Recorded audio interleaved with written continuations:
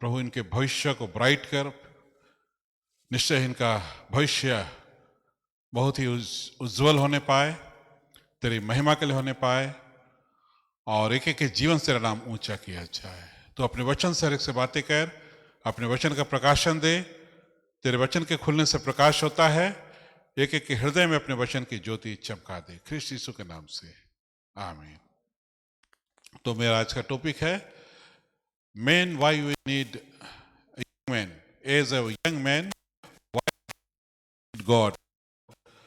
हाँ, एक जवान के रूप में मुझे परमेश्वर या एक जवान परमेश्वर की क्यों आवश्यकता है, तो ये हमारा आज का अभी का टॉपिक है, इस पर हम ध्यान करें। जैसा सौपदेशक 12:1 में कहता है, सौपदेशक 12:1 में कहता है, अपनी जवानी के दिनों में अपने सृष्टिकर्ता को स्मरण कर। तो प्रियो, आज परमेश्वर चाहता है कि हम जवानी के दिन में ही अपने परमेश्वर को स्मरण करें, अपनी जवानी के दिन ही उसको हम उस पर ध्यान करें, अपने परमेश्वर को ध्यान करें। तो ये जवानी में ही परमेश्वर कहता है। आज का समय क्या है? आज का समय युवा भिन्न भिन्न चुनौतियों का सामना कर रहा है, प्रलोभन का सामना कर रहा है, और ये जवानी के समय ही ये सारी बातें बहुत तीव्र रूप से मनुष्य के जीवन में आती है। और क्या कैसे निर्णय लेना है, उस निर्णय लेने के लिए वह स्ट्रगल कर रहा है। क्या निर्णय ले, क्या बनना है, मुझे किस लाइन में जाना है, कौन सा लाइन हमको चुनना है, यह निर्णय लेने के लिए वह एक संघर्ष करता है, एक युद्ध के समय। हाँ, थैंक यू। तो आइए, निश्चय ही परमेश्वर का वचन सारी बातों को देता है। आज प्रियो, परमेश्वर ने मनुष्य को बनाया है, और इसीलिए परमेश्वर ही ये बता सकता है कि हमको क्या बनना है। आज मैं एक पास्टर हूं, आज बिशप बन गया। तो परमेश्वर ने मुझे वचन से बताया, जब मैं वचन पढ़ रहा था जवानी के समय, तो परमेश्वर ने बताया मुझको कि तुझको पास्टर बनना है, तुझको पादरी बनना है, और ये परमेश्वर ने मुझको वचन से बताया। तो परमेश्वर का वचन जीवित है, इस चीज को आप याद रखें। परमेश्वर, बोलिए तो, परमेश्वर का वचन जीवित है। हाँ, मतलब बात करता है।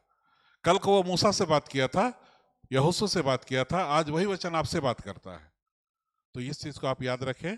तो उन्हीं परमेश्वर के वचन ने ही मुझे बताया कि मुझे पादरी बनना है, और आगे चलकर मैं देखा कि वास्तव में मैं उस लाइन में आ गया, और निश्चय ही परमेश्वर ने मुझको बहुत अगुवाई किया, आशीष दिया। और आज मैं याद करता हूं जवानी के उन दिनों को कि परमेश्वर अपने प्रतिज्ञा में विश्वास से गया है। ये दो वचन को मैं पकड़ा था जवानी में। एक वचन था मत्ती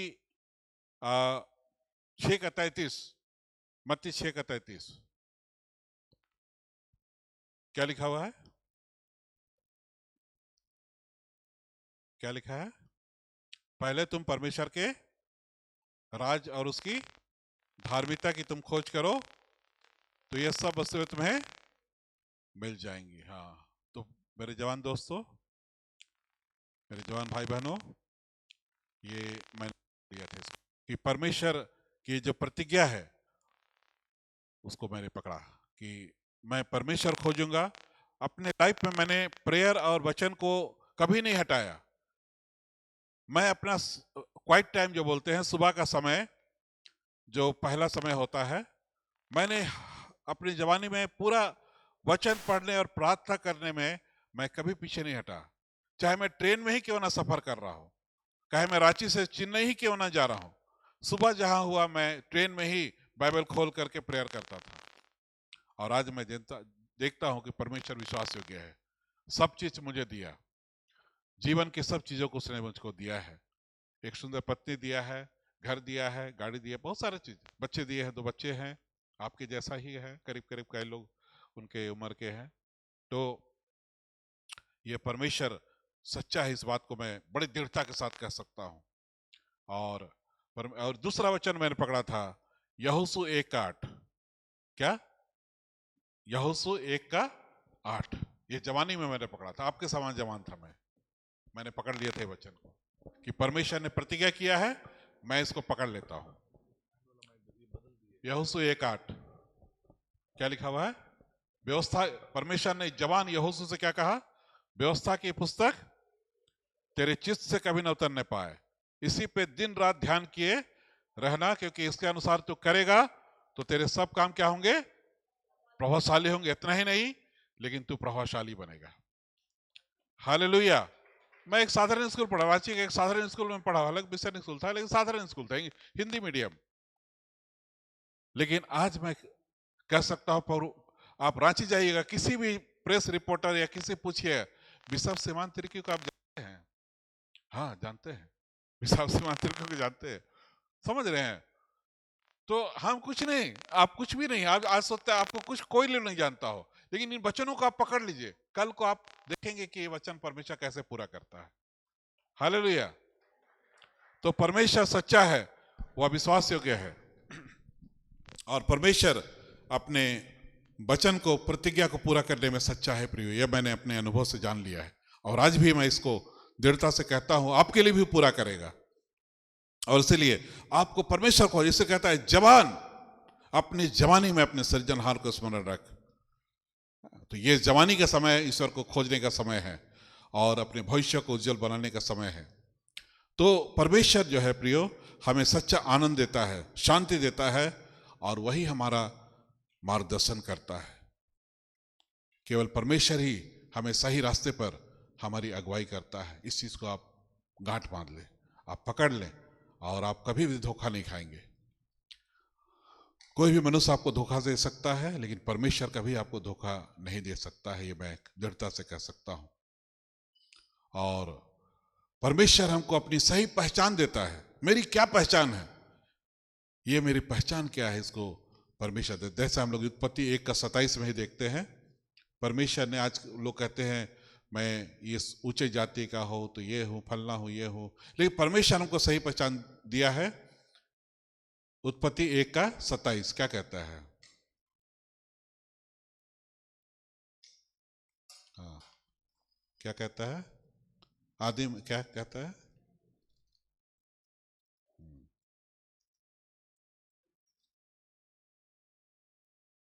जेनेसिस ना, जेनेसिस 1:27। तब परमेश्वर ने मनुष्य को क्या किया? अपने स्वरूप के अनुसार उत्पन्न किया। अपने स्वरूप के अनुसार परमेश्वर ने उसको उत्पन्न किया, नर और नारी करके परमेश्वर ने सृष्टि की। तो यही परमेश्वर ने मनुष्य को सिर्फ नर और नारी किया है, ऊंची जाति नीची जाति ऐसा नहीं किया है। नर और नारी, दो जाति, और उसको भी और इसी तरह से हम लोग देखते हैं कि परमेश्वर ने पहला पतरस 1:2-9, पहला पतरस 1 पीटर 2:9 में क्या लिखा हुआ है?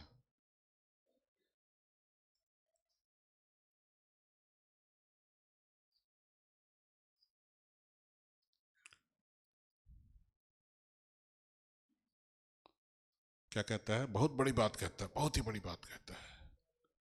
क्या? पर तुम एक चुना हुआ वंश, राजपदधारी याजकों का समाज, पवित्र लोग, और परमेश्वर की निज प्रजा हो, और जिसने तुम्हें अंधकार में से अपनी अद्भुत ज्योति में बुलाया है, उसके गुण प्रकट करो। तो बहुत बड़ी बात यहां परमेश्वर का वचन कहता है कि तुम एक याजकों का समाज, राजपदधारी याजकों का समाज, रॉयल प्रीस्टहुड हो। तुम रॉयल प्रीस्टहुड हो, राजपदधारी याजकों का समाज हो। यह बहुत बड़ी बात है। मतलब एक दिन तुमको राज्य मिलेगा, तुम राज्य करोगे। और इसका प्रकाशित का वर्णन है, समय नहीं है कि हम लोग बहुत डिटेल उसको जाएं, लेकिन आप जाने रखिए कि राजपदधारी, रॉयल प्रीस्टहुड के रूप में आपको कह रहा है। तो आप पहचान जो है, अपने पहचान को परमेश्वर के वचन में देखने का प्रयास करें, और वही आपकी असली पहचान है।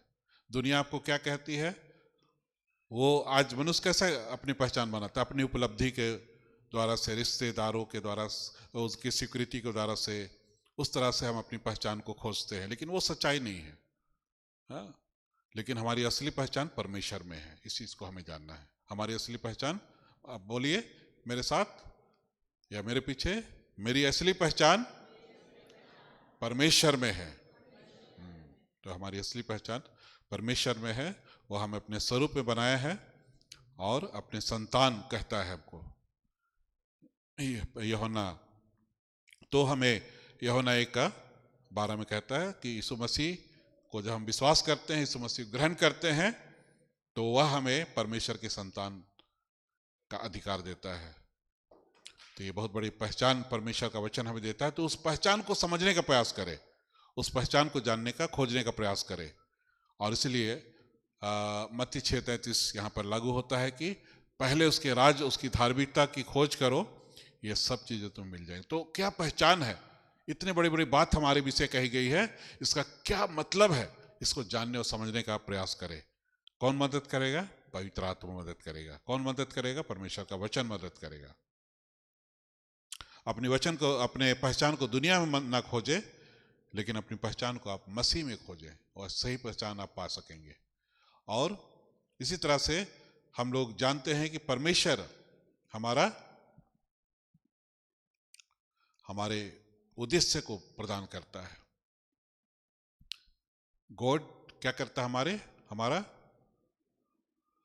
पर्पस को देता है, एक अच्छा पर्पस, उद्देश्य को देता है, हमारे अच्छे भविष्य को देता है। यिर्मयाह 29:11, यिर्मयाह 29:11 क्या कहता है? परमेश्वर के पास हमारे लिए क्या है? भली योजना है। परमेश्वर का वचन कहता है परमेश्वर के पास हमारे लिए एक भली योजना है। आप उस पर विश्वास करें कि आप एक एक के लिए, आप ये ना कहें अरे मैं तो, कोई तो मुझको जानता नहीं हूँ। मैं भी ऐसे ही सोचता था, अरे मुझको कौन जानता, मैं साधारण सा एक लड़का हूँ। लेकिन परमेश्वर जानता था, परमेश्वर मुझको जानता था, और एक पहचान वो हमें उसने हमें दिया है और देता है। तो यिर्मयाह 29:11 वहाँ कहता है कि परमेश्वर के पास हमारे लिए एक भली योजना है और उसको वह पूरा करेगा। उसी तरह नीति वचन 3:5-6 में कहता है, क्या कहता है? जो भी हमको करना है, हमें, नीति वचन 3:5-6 में क्या कहता है? तू अपनी समझ का सहारा ना लेना, वरन संपूर्ण मन से तू क्या करना? ईश्वर पर भरोसा रखना, उसको स्मरण करके सब काम करना। क्या करेगा? परमेश्वर तुम्हारे लिए सीधा मार्ग निकालेगा। तो परमेश्वर आपके लिए मार्ग निकालेगा। और बिना परमेश्वर के जीवन कैसा है? अर्थहीन है, उसका कोई मतलब नहीं है। हाँ, बिना परमेश्वर। लेकिन परमेश्वर ने प्रत्येक व्यक्ति को, हम सबों को एक विशेष योजना के लिए बनाया है। इस बात को आप याद रखें। आप एक एक जो यहाँ पर है, हर एक को परमेश्वर ने एक विशेष योजना के तहत बनाया है। उस योजना को आपको खोजना है। कहाँ खोजेंगे? परमेश्वर के वचन में। प्रेयरफुली होली स्पिरिट आपकी अगुवाई करेगा, आपको बताए कि आपको इंजीनियर बनना है, आपको डॉक्टर बनना है, आपको ये बनना है। ये परमेश्वर का वचन आपको बताएगा, और उसको विश्वास से खोजना है। आपको विश्वास से इसको खोजना है। तो परमेश्वर से आप प्रार्थना करें। इसलिए प्रेयर आपको डेली करना है, वचन को आपको डेली आपको ध्यान करना है। यही आपको ऊंचाई पर ले जाएगा। और हम लोग प्रियो आज जवान के विषय कहते हैं कि एक व्यक्ति जॉन वेस्ली कहता है कि मुझे 100 जवान मिल जाए, मुझे 100 जवान मिल जाए जो पाप को छोड़कर किसी और चीज से ना डरता हो, किसी और चीज से नहीं घबराते हैं, मैं दुनिया को पलट के रख दूंगा, कहता था। तो ये जवानों की ऐसी ताकत है। तो गॉड क्या करता है? हमें, युवाओं को क्या करता है? शक्ति देता है हमें टेम्पटेशन से लड़ने के लिए। तो टेम्पटेशन हमें गिराता है। जवानों को सबसे ज्यादा कौन गिरा देता है? टेम्पटेशन। वो कैसे आता है? आंखों की अभिलाषा आती है, जीविका घमंड आता है ना, शारीरिक अभिलाषा आती है। तो ये जो टेम्पटेशन है, यही जवान को गिरा देता है। तो इससे बचाने के लिए परमेश्वर शक्ति देता है। युवा कई प्रकार के प्रलोभन का सामना करना पड़ता है। वासनाएं हैं, गर्व, घमंड आ जाता है, बुरी आदतें आ जाती है, और ये सब क्या करता है? जवान को नष्ट कर देता है, उसकी जवानी को नष्ट कर देता है। केवल परमेश्वर ही हमको इससे बचा सकता है। इसलिए हमें परमेश्वर के साथ हमेशा संबंध को बना के रखना है। और इसलिए हम परमेश्वर के वचन का क्या करें, अध्ययन करें, प्रार्थना में अपना समय हम व्यतीत करें। और परमेश्वर जो है हमें हमारे पापों को क्षमा करे, नए जीवन को प्रदान करता है, जो हम लोग को मिलता है। पहला यूहन्ना 1:9 में हमें मिलता है, पहला यूहन्ना 1:9 में मिलता है कि यदि हम अपने पापों को मान लेते हैं, गलती होता है, जवानी में गलती होता है, आप परमेश्वर के सामने क्षमा मांगे। वचन कहता है जो क्षमा मांगेगा परमेश्वर उसको क्या करेगा, क्षमा करेगा। वह क्षमा करने में कैसा है, विश्वास योग्य है और वह धर्मी है। आप क्षमा मांगे, एक नई शुरुआत करें, जैसा 2 कोरिन्थ 5:17 में कहता है, सो यदि कोई मसीह में है तो वह नई सृष्टि है ना। मसीह में है तो नई सृष्टि है, पुरानी बातें बीत गई, देखो सब नया होगा। तो परमेश्वर हमारे जीवन को नया बना देता है, हमारे जीवन को नया कर देता है। इस बात को आप जान के रखें। और प्रत्येक व्यक्ति गलती होती है और गलती में सब पढ़ते हैं, लेकिन गलती में पड़े नहीं रहना है, उससे उठना है, क्षमा मांगना है, एक नई शुरुआत करना है। तो परमेश्वर इसमें मदद करता है, हमारे पापों को क्षमा करता है और एक नई शुरुआत करने में हमारी वो मदद करता है। और परमेश्वर ही हमें निर्णय लेने की क्षमता प्रदान करता है, हमको डिसीजन लेने में वह बुद्धि देता है। जैसे यहाँ कहता है याकूब 1:5 में कहता है, इसको याद रखें, याकूब 1:5, जिसके पास बुद्धि घटी हो वो परमेश्वर से मांगे, वह क्या करेगा, आपको बिना उल्हाना के वह देगा। उसी तरह हम लोग देखते हैं एक आप आइजक न्यूटन के बारे तो पढ़े ही है ना। आइजक न्यूटन का मैं उसका जीवन का मैं देख रहा था, उसके जीवन के बारे में। तो ये बताता है कि आइजक न्यूटन जो है बहुत ही एवरेज भी नहीं था, उससे लो ग्रेड का, मतलब उसका दिमाग जो है बहुत लो ग्रेड का था। सब बच्चे, उसके क्लास के सब बच्चे पढ़ाई समझ जाते थे, उसको कुछ समझ में नहीं आता था। तो उसकी माँ उसको कहती थी, बेटा प्रार्थना करो, ईश्वर से बुद्धि मांगो। तो यही वचन को दिखाती थी याकूब 1:5। तो वह इसी आधार पर वो प्रार्थना करता था और अंत में उसकी बुद्धि खुलती चली गई। और ऐसा कहता है कि मैट्रिक के आसपास तो कठिन से कठिन प्रश्नों का हल कर लेता था। कठिन से कठिन मैथ्स का प्रश्न भी वो समझ जाता था। और उसकी दिमाग इस तरह खुलती चली गई थी कि एक दिन पेड़ से सेव गिरा तो बोला कैसे पेड़ से सेव नीचे गिर गया, उसको ऊपर क्यों नहीं गया।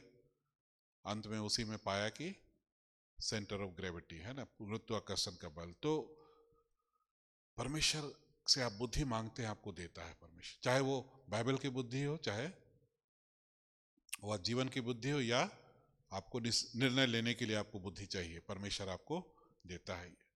नीति वचन 1:7 में भी कहता है, आप नोट कीजिएगा, है ना, आप नोट कीजिएगा इन वचनों को, आप पढ़िएगा अपने स्थान में जाकर। नीति वचन 1:7 में क्या कहता है, नीति वचन 1:7 में कहता है, यहोवा का भय मानना बुद्धि का मूल है। बुद्धि और शिक्षा को मूढ़ी लोग क्या जानते हैं, तुच्छ जानते हैं। जो बुद्धि मूढ़ लोग होते हैं वो लोग इसको तुच्छ जानते हैं, लेकिन यहोवा का भय मानना ये बहुत सुंदर बात है। यहोवा का भय मानने का मतलब क्या है कि आप के अंदर अगर ईश्वर का भय, फियर ऑफ गॉड है, तो आप बुराई जल्दी नहीं करेंगे, बुराई करेंगे भी तो आप पश्चाताप करेंगे। तो यहोवा का भय मानना क्या है, बुद्धि का आरंभ है, कहता है। तो यहोवा का भय हमारे अंदर होना चाहिए। और जो भी हमारे कैरियर होते हैं, और बहुत बार हमें अपने रिश्ते के बारे, कल को आप अभी आपकी उम्र नहीं होगी, बहुत लोग की उम्र जब शादी की होगी तो वहाँ भी निर्णय लेना पड़ता है, किससे हमको शादी करना, कौन मेरा लाइफ पार्टनर होगा, कौन लाइफ मेरा, किससे हम अपनी लाइफ को व्यतीत करेंगे, अपने जीवन साथी। तो यहाँ पर भी आपको पहले प्रेयर करना है, ऐसी नहीं ले लेना है कोई अच्छी दिखी या कोई अच्छा दिखा उसको बना, ऐसा नहीं, लेकिन प्रेयर करना है। परमेश्वर आपको सही, आपके लिए सही, जैसे आदम के लिए परमेश्वर ने हवा को दिया, वैसे ही परमेश्वर सही आपको देगा। आपको हड़बड़ाना नहीं है, गड़बड़ी ये नहीं करना है। परमेश्वर पर भरोसा रख के आप करेंगे, परमेश्वर आपको बेस्ट देगा। अभी देखिए क्या नाम है, शामुएल आपके दादा ना, बड़े भाई, कितना सुंदर पार्टनर दिया उसको ना, दोनों मिलके कितना अच्छा।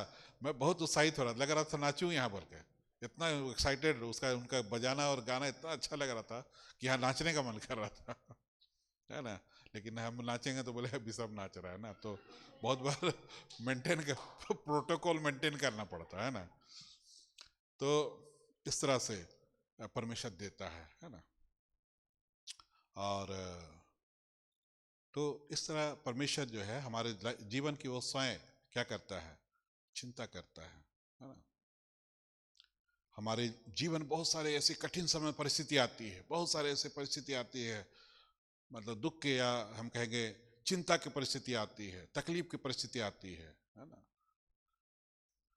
तो उस समय परमेश्वर हमको शांति देता है, उस समय हम परमेश्वर हमको शांति देता है। जैसे फिलिपी 4:6-7 में क्या लिखा है, फिलिपी 4:6-7 क्या लिखा हुआ है?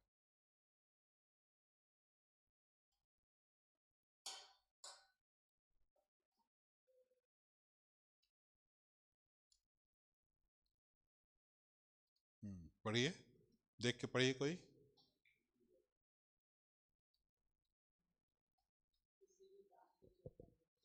हाँ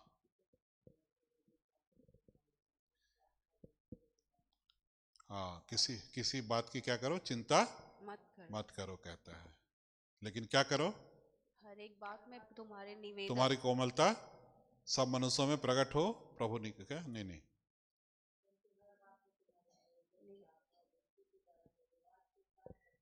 सम्मुख उपस्थित किए जाएं, तब क्या होगा, परमेश्वर की शांति जो सारी समझ से परे है तुम्हारे हृदय और तुम्हारे विचारों को मसीह यीशु में सुरक्षित रखेगी, है ना। तो इस तरह से आपको करना है, आपको चिंता नहीं करना है, लेकिन हर बात में धन्यवाद देना है, हर बात में धन्यवाद। और ऐसा करेंगे आप तो आप देखेंगे कि आपके मन में शांति होगी ईश्वर का, है ना, आपके मन में शांति होगी और सारी घबराहट चिंता दूर हो जाएगा। तो ये सच्चाई है।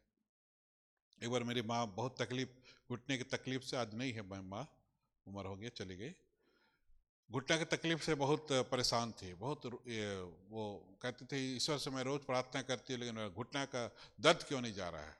तो मैंने प्रार्थना किया, चला गया। जब भी मैं प्रार्थना करता हूँ दर्द चला जाता है, फिर थोड़ा देरी में कुछ देरी में आ जाता है। तो मैंने उससे कहा, माँ जब मैंने प्रार्थना किया तेरा दर्द चला गया, देखिए ना दर्द चला गया, अब धन्यवाद दो, दर्द करेगा तब भी धन्यवाद दो, है ना। तब वो देना शुरू की, कब उसका दर्द कहाँ गायब हो गया, रफू चक्कर हो गया, कुछ पता नहीं, कभी उसको फिर घुटना में दर्द नहीं हुआ। हालेलुया। तो हमारा परमेश्वर ऐसा है, धन्यवाद की सामर्थ्य बहुत जबरदस्त है। हम हर बात में धन्यवाद देते हैं तो परमेश्वर हमारे सारे दुखों को रफू चक्कर कर देता है, दूर कर देता है। और इसी तरह से एक चीज है, देखिए जवानों में या कोई भी व्यक्ति में एक खालीपन है, गॉड्स वॉक्यूम कहते हैं उसको, परमेश्वर का खालीपन, हाँ, एम्प्टीनेस है, खालीपन है, उसको कोई नहीं भर सकता, दुनिया को कोई ताकत नहीं भर सकती, कोई चीज नहीं भर सकता है, इस सच्चाई है। सिर्फ और सिर्फ परमेश्वर भर सकता है, यीशु मसीह भर सकता है।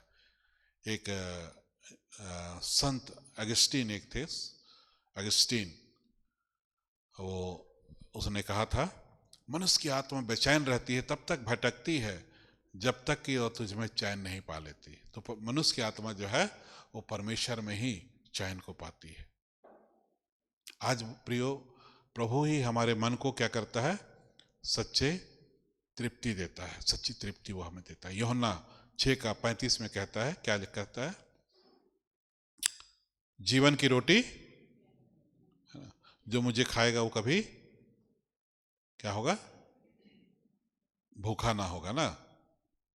हाँ, तो वो सच्ची तृप्ति को दिखाता है कि प्रभु यीशु मसीह वो खालीपन में वो जब आ जाते हैं, हम अपने जीवन में उसको बुलाते हैं और हमारे जीवन में आते हैं, हमारा खालीपन दूर हो जाता है, हमारी खालीपन को भर देते हैं। ये सच्चाई है। और उसी तरह भजन संहिता 16:11 में कहता है, उसके निकट क्या है, आनंद की भरपूरी है और उसके दाहिने हाथ में सदा का सुख है। तो परमेश्वर के निकट आनंद की भरपूरी है। मैं एक दिन इसी पिछले साल दिसंबर या कुछ पिछले साल मैंने कुछ ऐसा काम किया, बाइबल अध्ययन शुरू किया मैंने अपनी चर्च में, और मैं घर लौटा, प्रभु का आनंद इतना आने लगा मुझको, बहुत ही ज्यादा, मैं आपको नहीं बता सकता हूं, इतना ज्यादा आनंद, बहुत ज्यादा। तो परमेश्वर के निकट आनंद की भरपूरी है कहता है, इसको मैंने अनुभव किया है। कुछ क्षण के लिए मैंने, कुछ समय के लिए कहेंगे, अनुभव किया है। जो कि दाऊद कहता है ना, मेरा प्याला छलक रहा है। प्याला छलक रहा है मतलब हृदय आनंद से इतना भरा हुआ है, अब छलक रहा है। तो वैसा आनंद परमेश्वर हम लोग को देता है, वैसी खुशी हम लोग को देता है। तो इस चीज को आप महसूस करेंगे तो, और हमें सच्ची तृप्ति देता है। कोई चीज से नहीं मिलेगा, दुनिया कोई चीज से आप खोज लीजिए, इंटरटेनमेंट करिए, कुछ कीजिए, आपको खुशी नहीं मिलेगा। लेकिन परमेश्वर हमें सच्चा खुशी होता है। तो परमेश्वर, दाऊद कहता है, परमेश्वर मेरे मन को बहुत आनंद से भर दिया है, जो लोगों को अन्न और दाख मधु की बढ़ती से होता है। मतलब जो जीवन के धन बढ़ते हैं तो आनंद होता है, दाऊद कहता है मुझको परमेश्वर उससे ज्यादा आनंद से भर दिया है, उससे ज्यादा खुशी से भर दिया है। तो इस तरह से परमेश्वर हम लोग को बहुत सच्चा आनंद देता है, हमारे दिल को आनंद से भर देता है, सच्ची तृप्ति हमें उससे मिलती है। और परमेश्वर हमें यह बताता है कि कैसे हमें एक दूसरे से कैसे जीना है, हमको कैसे इस संसार में जीना है। कहता है कैसे हमें प्यार से जीना है, कैसे हमें एक हेल्दी रिलेशनशिप को बनाना है एक दूसरे के साथ। तो परमेश्वर ही हम लोग को बताता है। जैसे पहला कुरिन्थ 13 में कहता है 4 से 7, पहला कुरिन्थ 13 4 से 7।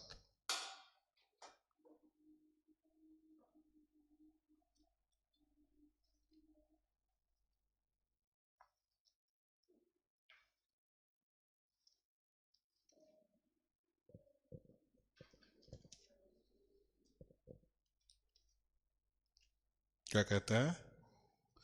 प्रेम क्या है? धीरजवंत है और कृपालु है।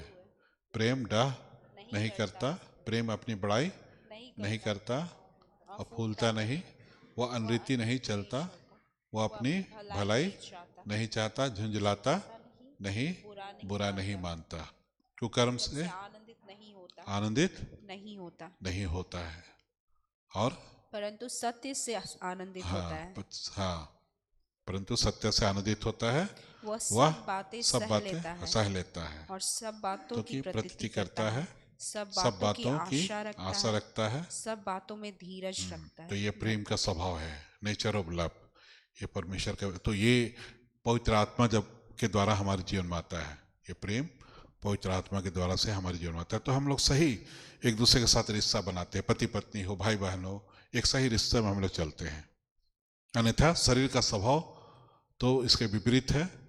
हम लोग डह करेंगे, एक दूसरे से जलसी रखेंगे, एक दूसरे को हेट करेंगे, ये शरीर का स्वभाव है। जब पवित्र आत्मा नहीं आएगा, उसका प्रेम नहीं आएगा, तो यही नेचर आएगा, हाँ, लस्ट ऑफ फ्लेश, शरीर का नेचर आ जाएगा। तो ये इसलिए हम लोग को पवित्र आत्मा से भरना है, पवित्र आत्मा को लेना है, उसके वचन से भरना है, और इस तरह से हम लोग इस संसार में एक स्वस्थ संबंध को हम लोग बना सकते हैं। और सच्चा प्रेम हमें परमेश्वर का वचन सिखाता है, और उसको इम्प्लीमेंट करने में होली स्पिरिट हमारी मदद करता है। तो इस तरह से परमेश्वर का जो है हमारे जीवन में क्या है, एक पर्पस है, एक योजना है अनंत के लिए, है ना। परमेश्वर की योजना जो है हमारे लिए अनंत काल के लिए है, इस संसार के लिए भी है और अनंत जीवन के लिए भी है। आज एक इकोनॉमिस्ट थे, संभवतः माल्थस, उसने कहा था कि मनुष्य की आवश्यकताएं क्या है? अनंत है ना। मनुष्य की आवश्यकताएं क्या है? अनंत है। हमारी आवश्यकता अनंत है, बहुत अपार आवश्यकता है हमारी, बहुत सारी आवश्यकता हमारे फिजिकल बहुत सारे हैं, रुपये पैसे चाहिए, अन्न धन चाहिए, लेकिन उसके अलावा भी हमारा इमोशंस है, बहुत सारी चीजें हैं। तो अनंत है हमारी जो आवश्यकता है, उसको कोई दुनिया पूरा नहीं कर सकता है, परमेश्वर ही पूरा कर सकता है। तो इसीलिए परमेश्वर हमको क्या देता है? इटर्नल लाइफ देता है ना, अनंत जीवन। यूहन्ना 3:16 में क्या लिखा हुआ है? बहुत गोल्डन वर्स कहा जाता है इसको, golden verse of the Bible कहा जाता है। यूहन्ना 3:16 क्या लिखता है?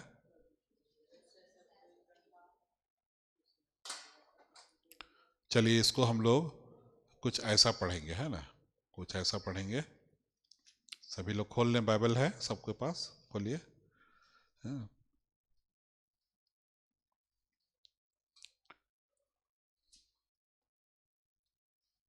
जहाँ जगत लिखा हुआ है ना, वहाँ अपना नाम लेंगे, ठीक है? जहाँ जगत लिखा हुआ है वहाँ अपना नाम लेंगे। चलिए पढ़ेंगे, हैं? सब कोई अपना अपना नाम लेंगे, सब कोई। मैं अपना नाम लूंगा, सीमांत मेरा नाम है, सीमांत लो है ना?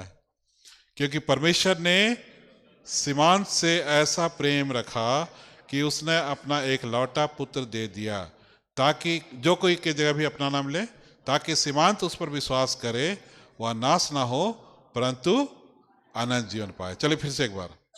क्योंकि परमेश्वर ने सीमांत से ऐसा प्रेम रखा कि उस आप सीमांत मत बोलिएगा, है ना आप अपना नाम बोलिएगा, ठीक है? क्योंकि परमेश्वर ने सीमांत से ऐसा प्रेम रखा कि आप उसने अपना एक लौटा पुत्र दे दिया, ताकि सीमांत उस पर विश्वास करे, वह नाश ना हो परंतु अनंत जीवन पाए। तो यह मेरे लिए भी गारंटी है ना? गारंटी है मेरे लिए भी, एक एक आपके लिए, सबों के लिए है। ये वचन सबको गारंटी दे रहा है। हालेलुया। और प्रभु के साथ हम लोग अनंत जीवन के लिए वास करेंगे। कितनी बड़ी गारंटी है! कौन अनंत जीवन की गारंटी कहीं नहीं मिलती है। तो ये प्रभु यीशु मसीह हमें अनंत जीवन देने के लिए आए। तो आज जीव मेरे प्रियो, हम मनुष्य की जो आवश्यकता अनंत है, परमेश्वर उसको पूरा करने में सामर्थ्य है। और जीवन की जो बातें हैं ये अस्थाई है, कुछ समय। आज मेरे मम्मी पापा नहीं है, अभी कहाँ है वो, है ना? इस दुनिया से परे है, लेकिन उसकी जो आवश्यकता है दुनिया की, जो ये सब जो भी हमारा कपड़ा उपड़ा है या रोटी वोटी है, कोई उसको मतलब नहीं है, उसको उसका कोई उसके जरूरत नहीं है। पैसा रुपया कुछ भी काम नहीं है, एक एक कण भी उसके लिए उपयोगी नहीं है। तो यह जीवन जो है वो अस्थाई नहीं है। तो परमेश्वर हमें अनंत जीवन के लिए आशीष देता है, अनंत धन वो हमको देता है, अजर मिरास हमको देता है ना, अजर मिरास देता है। इस मसीह ने हमको अपने क्रूस बलिदान और मृत्यु और जी उठने के द्वारा हमको अनंत जीवन का वारिस बनाया है। ये बहुत बड़ी बात है। इस मसीह कहता है जहां मैं रहूंगा तुम भी रहोगे, बोलता है जहां मैं हूं वहां तुम भी रहोगे। तो ये बहुत बड़ी आशीष है। इसलिए प्रियो, आज हम अपने जीवन को पूरी तरह उसको सौंप दें। हम कहें कि परमेश्वर हमें अपने अनंत जीवन के लिए हम सबों को अगुवाई करे और जैसा वो चाहता है हमें ले चले। तो इस तरह परमेश्वर जो है हमको एक क्या देता है, हमको इस संसार में रखा है। तो किस लिए रखा है? ताकि हम इन बातों को फैलाएं, सच्चाई को फैलाएं, हम संसार में बदलाव लाएं। संसार में क्या है? निराशा है, बेचैनी है, हताशा है, डिप्रेशन है। यहाँ पर हम क्रांति लाएं, शांति लाएं, जीवन की बातें लाएं, उत्साह और आनंद की बातें लाएं। तो परमेश्वर आप जवानों को चुनता है एक पर्पस के लिए, कि पर्पस को आप पूरा करें लोगों के जीवन में। है प्रभु कहते हैं मैं जीवित हूं, तुम भी जीवित रहोगे। आप कहें दूसरों को कि आपको जीवन मिलेगा, है ना, आप जिएंगे। आप निराशा को दूर करने वाले परमेश्वर के एक बहुत बड़े उपयोगी सिद्ध हो सकते हैं। जवानी के समय एक बहुत विशेष समय है, और उसके लिए जैसा बत्ती 28 का 19-20 में लिखा है, क्या लिखा है? बत्ती 28 का 19-20।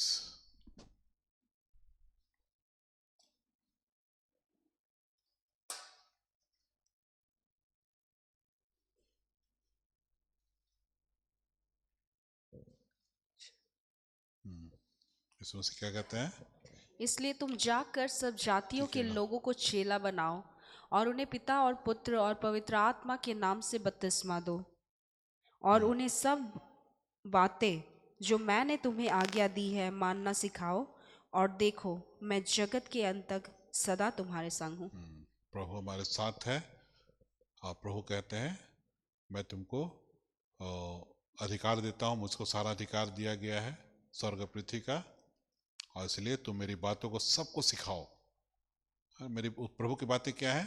अपने एक दूसरे से प्रेम करो, एक दूसरे की मदद करो, ये सब प्रभु की जो बातें हैं उसको पूरे दुनिया को सिखाना है।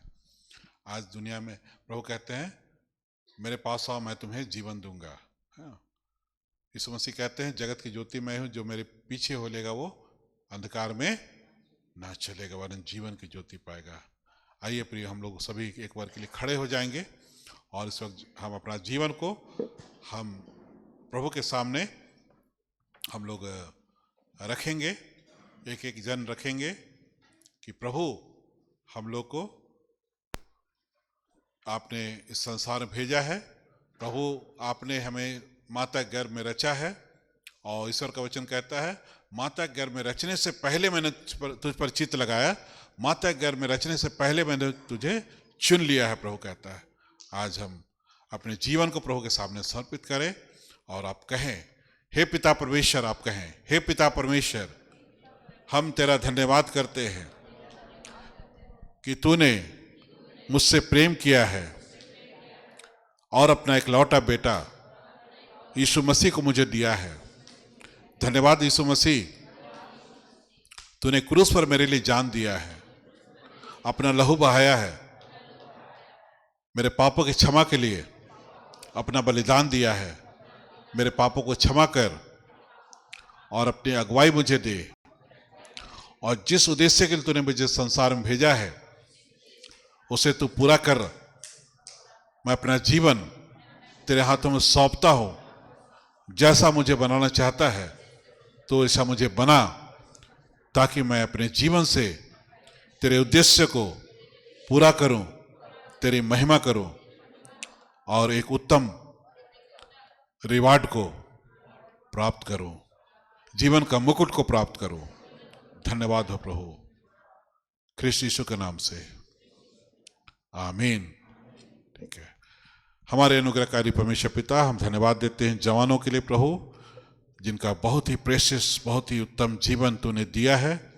इस जवानी का शैतान संसार नष्ट न करने पाए, लेकिन प्रभु तेरे हाथों में इनको सौंपते हैं, तेरे सुरक्षा में देते हैं कि अभी से इनकी अगुवाई कर, पवित्र आत्मा से बातें कर, वचन इनसे बातें करे, ताकि हर एक कोई जानने पाए कि परमेश्वर ने मुझे क्यों रखा है, परमेश्वर ने मुझे समय क्यों भेजा है, और परमेश्वर के प्रेम, तेरे प्रेम को पहचानने पाए कि तू उससे उनसे कितना प्रेम करता है और उनके जीवन को तू आशीष से भरना चाहता है, ऊंचा उठाना चाहता है। इस बात को हर एक कोई रियलाइज करे, हर एक कोई समझ जाए। पवित्र आत्मा एक एक को बुद्धि दे, एक एक को समझ दे, ज्ञान की आत्मा हर एक को मिले, प्रकाश की आत्मा मिले, हर एक की मन की आंखें खुल जाए, हर एक की मन की आंखें ज्योतिर्मय हो जाए, ताकि जो यीशु मसीह के बलिदान के द्वारा जो मिरास, जो धन दिया गया है, उसको हर एक कोई समझ जाए, हर एक कोई अपने लिए ग्रहण कर पाए। धन्यवाद देते हैं, धन्यवाद इनके व्यक्तिगत जीवन को तेरे हाथों में सौंपते हैं, जिनका परिवार है परिवार को तेरे हाथों में सौंपते हैं, माता पिता है माता पिता को तेरे हाथों में सौंपते हैं, भाई बहन भाई बहनों को तेरे हाथों में सौंपते हैं। सबों को बड़ी आशीष दे। धन्यवाद देते हैं, तू प्रार्थना को सुनता है और उसका उत्तर देता है, यीशु के नाम से, आमीन। Thank you, God bless you. बैठ जाएंगे।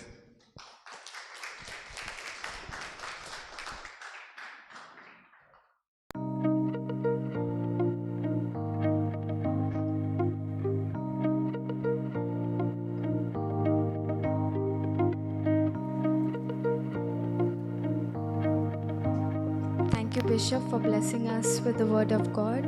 और बिशप को बहुत बहुत धन्यवाद अपने वचनों से हमें आशीष करने के लिए।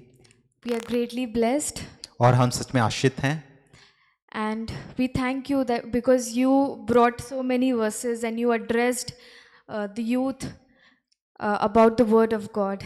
और हम आपको धन्यवाद देते हैं कि आपने जो वचनों को बांटा उसके द्वारा हमारे सारे जवानों को आपने आशीष किया है। May God bless you and use you abundantly. और परमेश्वर आपको आशीष दे और बहुत आयत के साथ इस्तेमाल करे।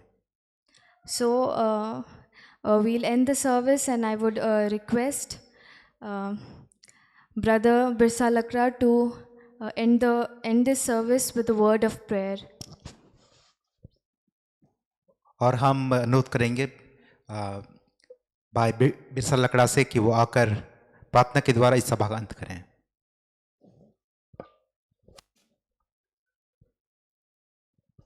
And we also have snacks, so please don't go. Yeah, after the service, please, I would request each one of you to stay and have snacks together. और हम सभा के बाद आप सब जाएं नहीं, हमारे पास स्नैक्स है, आप उसको जरूर खाएं और उसके बाद ही जाएं।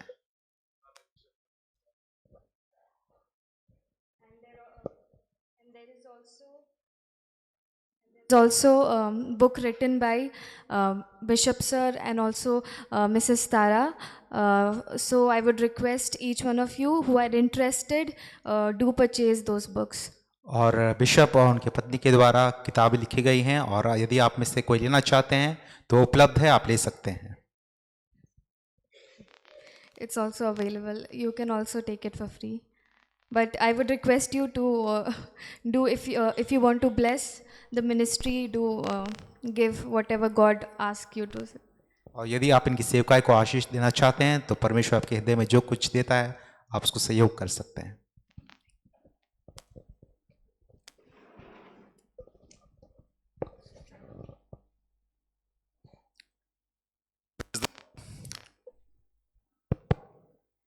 परमेश्वर का धन्यवाद हो। आज की शाम हम सबों ने अपने दास दासी के द्वारा बहुत से आत्मिक बातों को सीखने और उन बातों को जो हमारे जीवन के लिए, हमारे इस न सिर्फ इस जीवन के लिए बल्कि अनंत जीवन के लिए आवश्यक था, हमने सुना। परमेश्वर का धन्यवाद हो।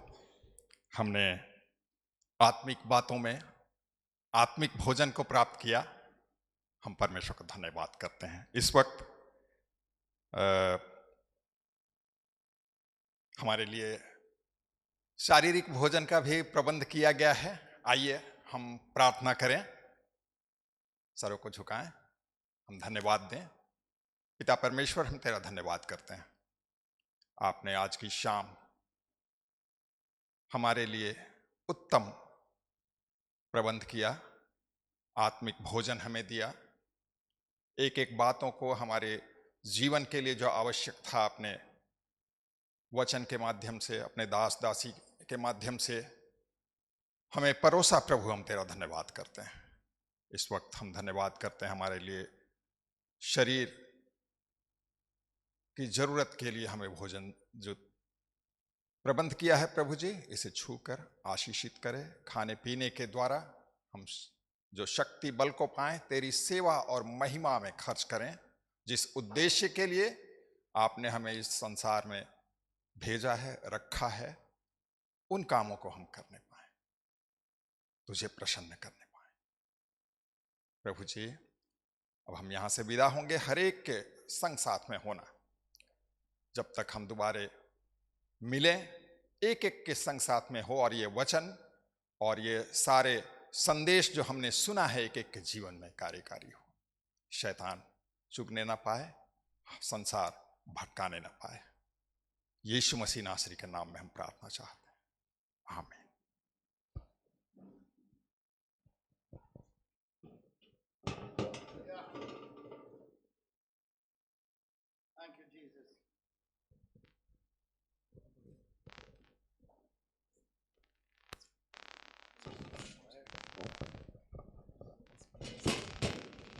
Check.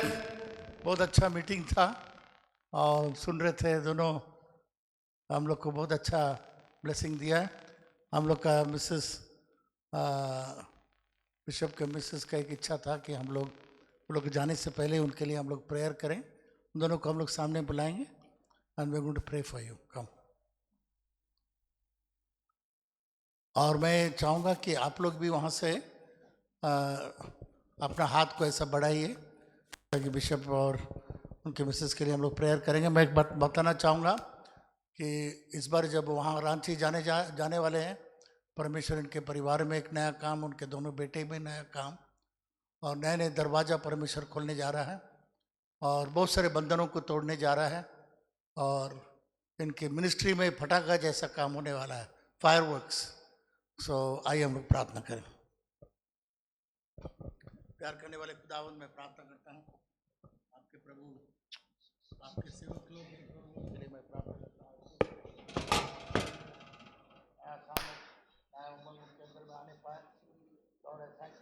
going to open the closed doors for them. Door which you open, no man is going to shut it. Lord, I pray that the ministry is going to have fireworks, and Lord, that you're going to shake up not only Ranchi, but Lord, different parts of this world. We thank you. Now I pray that you will bless them as they go, Lord. They may be used in a mighty way, a new way. And Father, I pray that we will open the new resources for them, Lord Jesus. Thank you, Lord. The heavenly resources may come up for them, Lord Jesus. We thank you. Lord, we all together, Lord, today, we anoint him and pray for him and his wife. As they go back, they may go back like a firebrand, Lord. And Father, new ministry, new work, everything, Lord, we thank you. We thank you for them to come here and bless us, Lord, so much that you will bless them as well. Bless their two sons also, Lord, to be a shining star. In Jesus' name, amen. God bless you.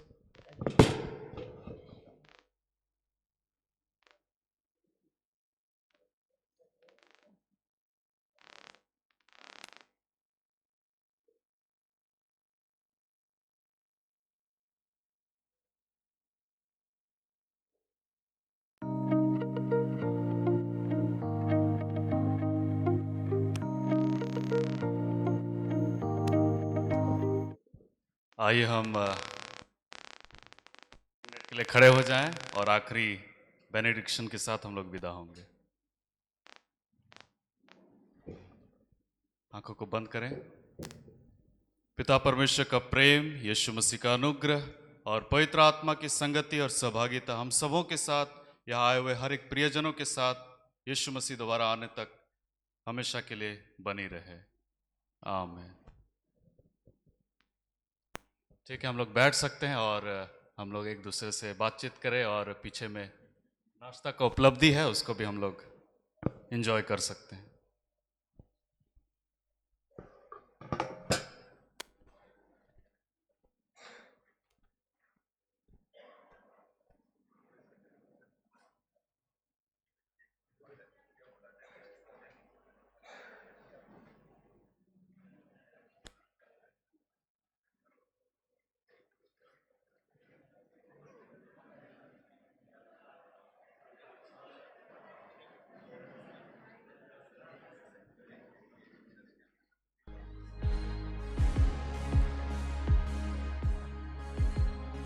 This is all I want.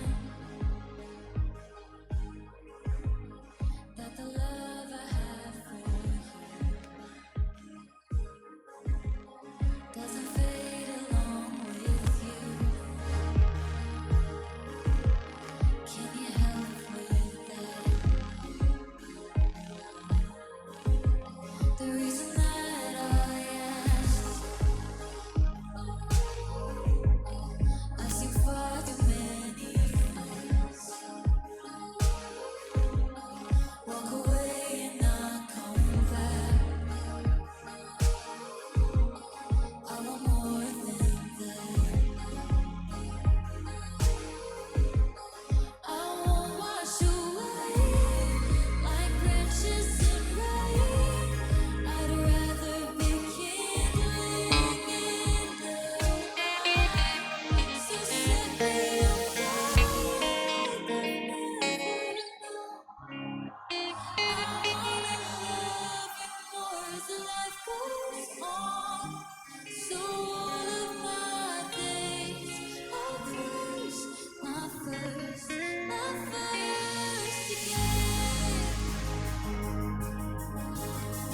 This is all